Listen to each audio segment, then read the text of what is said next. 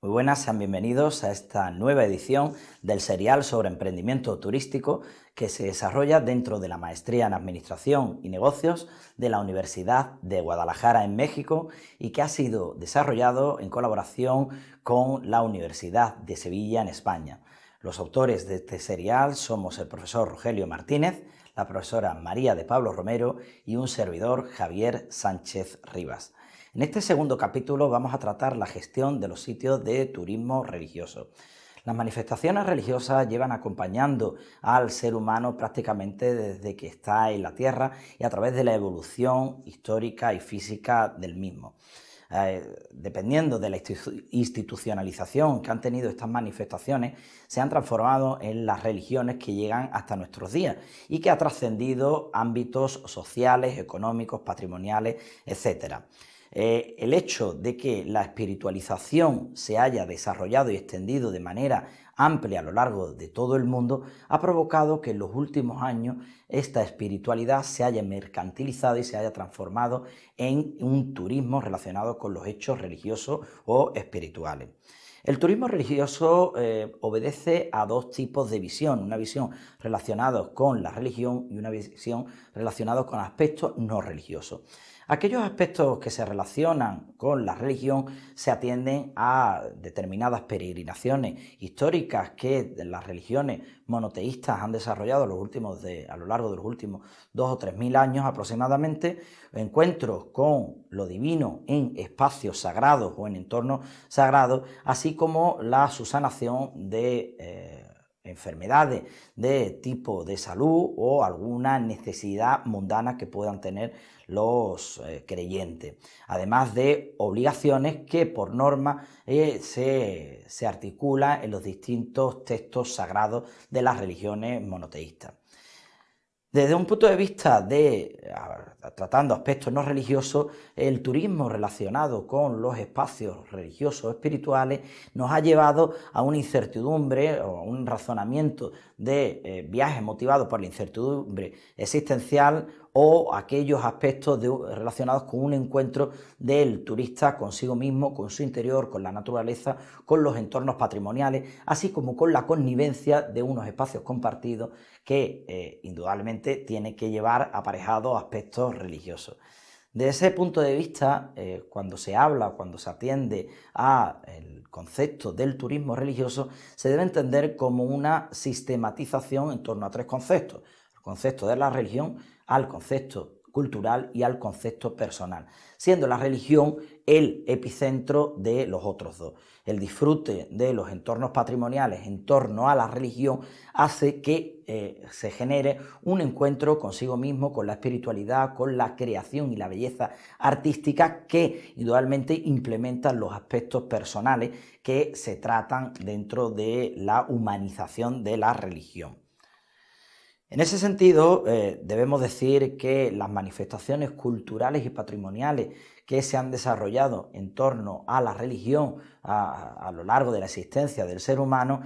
abarca la mayor parte de las manifestaciones culturales que se han desarrollado a lo largo de todo el mundo y que por ende ha llevado aparejado una protección, una especial protección por parte de las Naciones Unidas desde hace más de 50 años y que ha engrosado una lista de una protección supranacional y suprainstitucional que llega hasta nuestros días. Debemos decir que no solamente el patrimonio cultural ha sido objeto de esa protección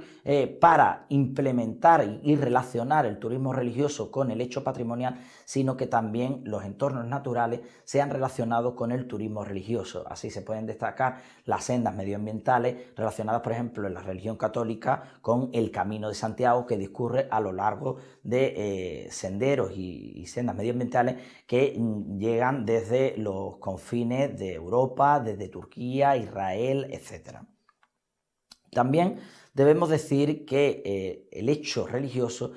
abarca una multidimensionalidad que es importante tratar. ¿Por qué? Bueno, pues porque las oportunidades de mercado, las oportunidades empresariales, las oportunidades de emprendimiento que se puedan relacionar en torno a esta tipología turística va a tener que convivir con aspectos gubernamentales, personales, culturales, turístico, y así como otros aspectos relacionados con el mercado o con la mercantilización del hecho espiritual. Lógicamente, eso supone el enfrentamiento de más bien una tipología turística que por parte de los emprendedores va a requerir de un especial esfuerzo para hacer coincidir las necesidades de estos distintos actores, como ahora veremos a continuación, con la generación del beneficio y el lucro. Centrándonos en el hecho del turismo religioso y concretamente en la Iglesia Católica, atendemos a una evolución ampliamente desarrollada en los últimos 50 años de una canonización, un hecho de canonización de casi 1500 santos por parte de los últimos tres pontífices. Eso ha provocado el desarrollo de distintos espacios sagrados a lo largo de todo el mundo relacionados con esas canonizaciones y que ha provocado un hecho de atracción turística y por tanto ha provocado un flujo turístico que acaba redundando en la generación de empleo y de valor añadido. Lógicamente, cuando se atiende a la generación de esos sitios turísticos relacionados con las canonizaciones, relacionados con hechos religiosos, relacionados con hechos espirituales, debemos atender a esa multidimensionalidad que antes hablábamos. ¿Por qué? Porque si no se llega a un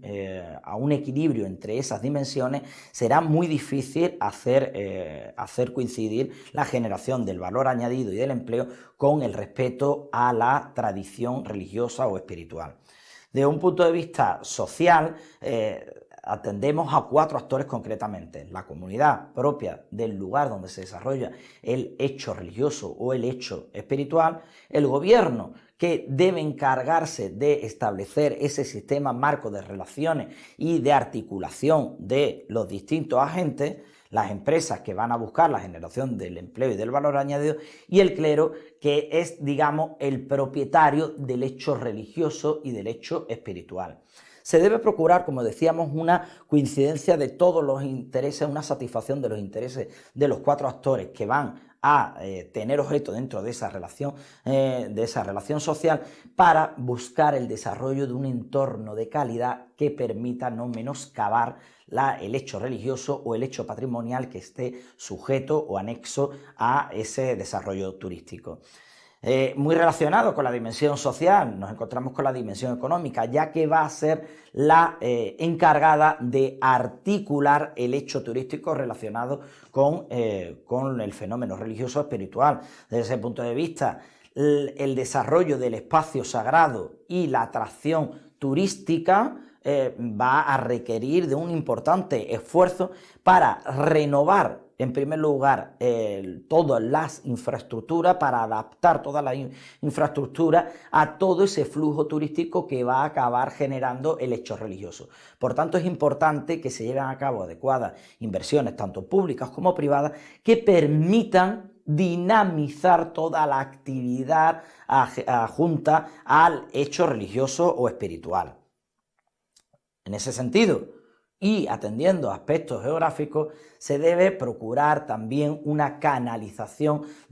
adecuada canalización de los turistas, de las rutas de circulación de los turistas, para sacar el máximo potencial y para atender a una adecuada capacidad de carga del espacio sagrado, porque si no podemos entrar en un conflicto de intereses que al final acabaría soslayando el equilibrio que hablamos en la dimensión social. También en ese sentido es muy importante atender a la protección, conservación, restauración y mantenimiento del entorno patrimonial, que va a provocar, por otra parte, que va a complementar el hecho religioso por parte de los turistas, que va a procurar esa atracción turística. Y por último, en torno a todas esas prerrogativas que estábamos hablando, procurar la adecuación y la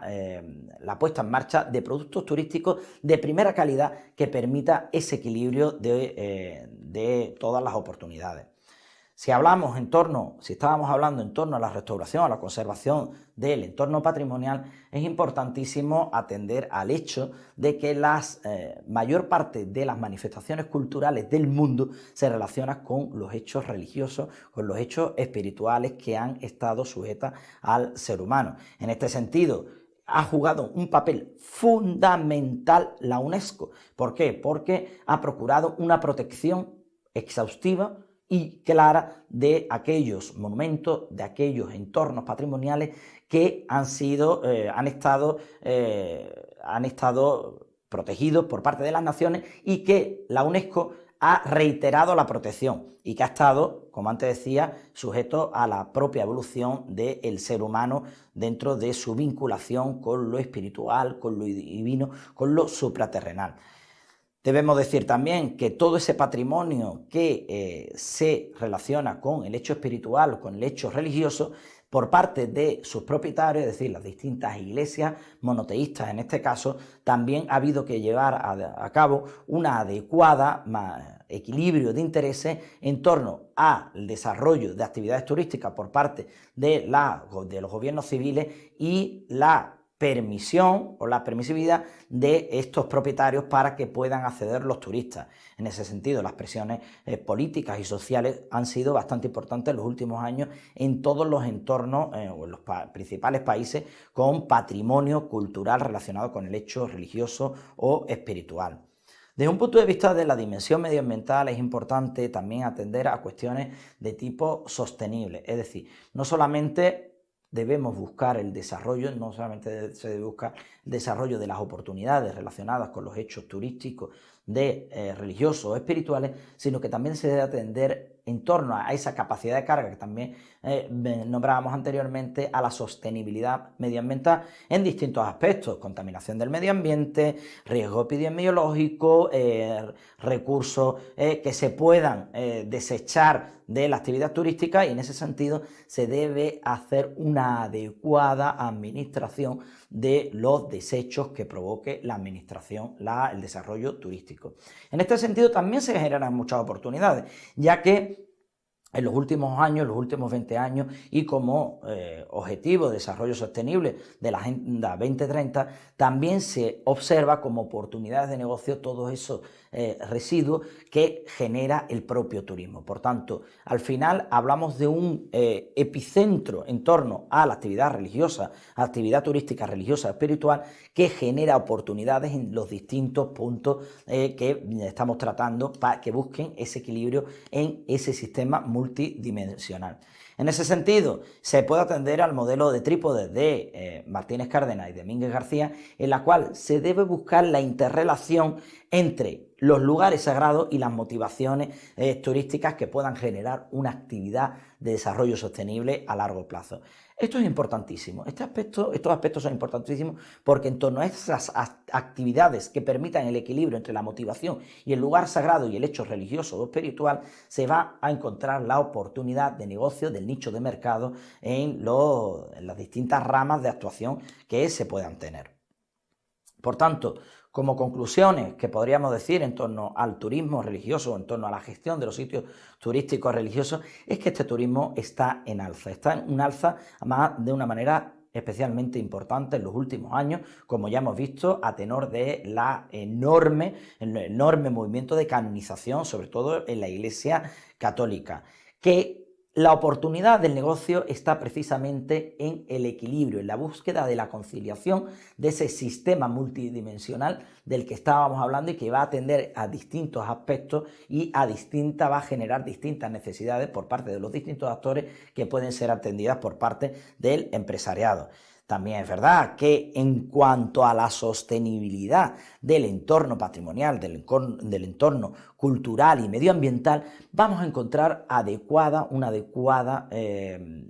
oportunidad que genere mayor empleo, mayor valor añadido. Y en cuanto al hecho religioso, debemos atender también que las distintas tipologías de religiones que existen podrá atendernos a también una nueva oportunidad de desarrollo de negocio. No solamente con el hecho de la gestión del sitio, sino también, por ejemplo, relacionado con la gastronomía, relacionado con la atención de determinados establecimientos hoteleros de restauración que lleven a cabo determinadas formas o respeten las determinadas formas y ritos de las distintas religiones. Por tanto, lo que vemos es que el hecho del turismo religioso espiritual puede generar muchos nichos de mercado en torno al emprendimiento, a ese emprendimiento que tratamos en esta maestría en Administración y Negocios de la Universidad de Guadalajara. Muchísimas gracias.